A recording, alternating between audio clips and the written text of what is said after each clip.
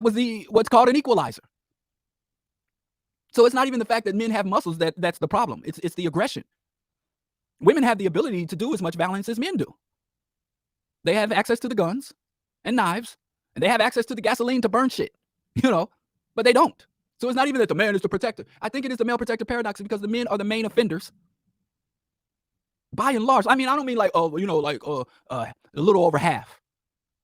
Like 90%, 95, 96% of homicides all committed by men. Violent assaults. And on the other side of that, the main targets of most violence, especially, street level violence, is men. How did we get it's just evidence of patriarchy. It's like white people are considered the most civilized when they've been the most savage people. And men are considered the protectors when we are the greatest threat. And not just to women, but to ourselves. Like when you lie on the application and get the job. So I always thought it was weird. Or maybe just insincere. Or just a mass delusion. But I guess if so many people can believe in God, it's just weird. So I support what the economic freedom fighters, Julius Malema. South Africa has a epidemic of sexual assault and murder of women in the post-Mandela era. And there was a lot of rhetoric about we need to protect women. You see a woman in danger. And he was like, fuck this protect women shit. Like, what do you mean protecting women? You don't protect women by just hopefully some woman can be lucky enough that there is some man around when she's being assaulted. He said, I want to end the culture of abuse of women. You don't protect people, you end the abuse. If there's no abuse, there's nothing. I want to make it so there's nothing that they have to be protected from. And we can do that. There was a time where predatory apex predators, lions and bears and wolves, would hunt humans down. And as humans went about our lives hunting and gathering, there was a serious concern that, hey, there's a danger to humans.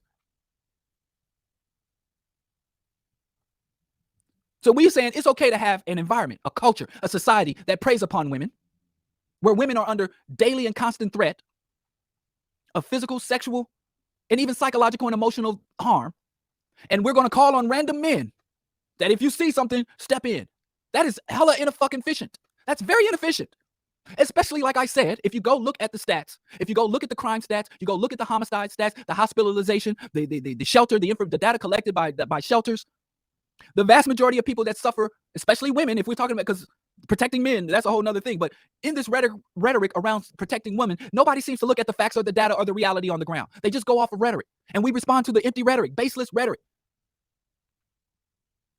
A woman is far more likely, even if you're a man who wants to protect women, women are far more likely to experience violence, harm, abuse from people they know, a relative, an intimate partner, or a close friend of the family. Most of these attacks come from people they know and have a relationship with. So even if I roam the streets like fucking Batman, prepare to intervene anytime I see violence.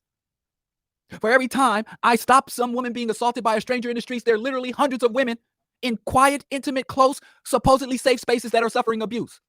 And that's why the men protector, if you really are a man who wants to protect women, you got to start at home. You can't go into the streets. You got to go to Thanksgiving. You got to go to Christmas. You got to go to the next wedding, the christening. You got to go to the barbecue, the family reunion, because that's where the majority of the abusers and the predators are. But y'all don't hear me, though. In fact, we got men like an irritated genie. I have to be careful now. I don't want another cease and desist letter from him. That are out here talking about protection and being tyrants in their own house. Because it's good. If you are an abuser and a predator, the game is good. The game is set up for you. Because we have all the attention is about men creeps jumping out of the bushes. So it's just men get to get this title like any man. I protect black women. I protect and respect my queens. And I can have that whole fucking persona. And every day I go home, I'm abusing my wife.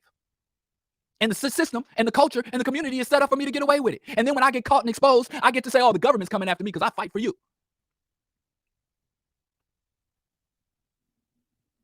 And sisters, y'all participate in this. I say it all the time. You want a capitalist in the streets and a revolutionary in the sheets. You want black men to fully engage this sexist, patriarchal, misogynistic system. You want us to fully go out there and achieve within it and get everything that it has to offer. But you don't want us to get any of the psychological, patriarchal contamination. We don't want us to bring that home. And if I fail within this sick system, if I fail to thrive and achieve it, I'm a broke nigga. You broke ass. When really the most broken men are Jay-Z. The billionaires are broken. Psychologically, madmen. So these pro-capitalist sisters, capitalism needs subordinate classes. Capitalism is built on the exploitation of the subordinate. So if I am a man in a capitalist system and you want me to achieve and embrace and maneuver through this system, then you want the boss going to slap me in the head and no, the boss, the owner going to slap the manager going to slap me and I'm going to come home and slap you. That's how unjust hierarchies always work. Everybody punches down. So you can't say, oh, we want our black men to be humane and we also want our black men to secure the bag. You can't be humane and anti-human at the same fucking time, or you will fucking literally go insane, and which is what happened. That split personality. So let me tell you really about keeping women safe. You got to keep everybody safe. And how do you keep women safe in a society? There's already the data again is out there. First thing, you have to have an anti-violence culture. Celebrate peace and peacemaker. How do you have a culture where, Irritated Genie, somebody asking about Irritated Genie. His wife, his long-suffering wife, came out with a whole series of videos exposing, not just exposing Irritated Genie, but also exposing Mwalimu Baruti as facilitators of abuse and justifiers of abuse. Mwalimu Baruti and his wife. I know we ain't supposed to say names, but hell, I don't know no better. Listen, I was born and raised in Missouri, and Missouri is the show me state. People, you meet a real cat, a St. Louis, Missouri cat, they don't believe nothing you tell them. It's the show me state. You got to show and tell. I got to name names. Anyway, we have to celebrate peace and peacemakers. This is a society that celebrates violence, and men rise to the top of this system and to the top of this society are celebrated by their capacity and will to do violence. All the monuments to violence, all the violent outlets. So you need a society. Human beings are the most socially oriented primates in the world. So you have to reorient the society towards peace, and peacemakers need to become celebrated people in this society. And number two, you have to destroy patriarchy. And I know we don't like this, and the feminists have really contaminated this destroy patriarchy. But the reality is white feminists, mainstream feminists, and most black feminists don't support the destruction of patriarchy. That's just a slogan. What they really want to do is replace patriarchy. They just look at the CEO. Feminism is the CEO of Ford Motor Company. She's a woman, and she's doing all the shit that men do. And patriarchy is just an unjust hierarchy. It's a specific unjust hierarchy. We really have to destroy all unjust hierarchies, which patriarchy is one of them. And there's a lot of people who claim they want to overthrow racial hierarchies, economic hierarchies, and they want to leave patriarchy in place because that's their indoctrination. So you have to destroy patriarchy, and people don't even want to acknowledge that patriarchy is real.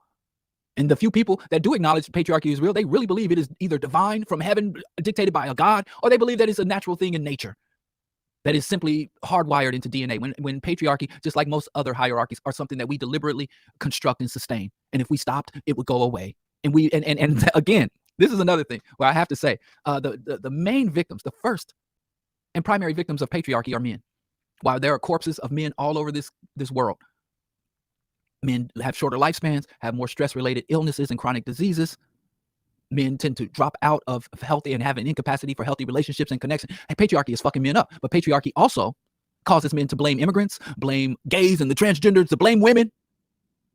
So patriarchy destroys men, and patriarchy prevents men from acknowledging the fact that patriarchy is destroying them. So they scapegoat and attack everything except that. But let's keep it moving. You need a just distribution of wealth, resources, and opportunities. If you want to keep women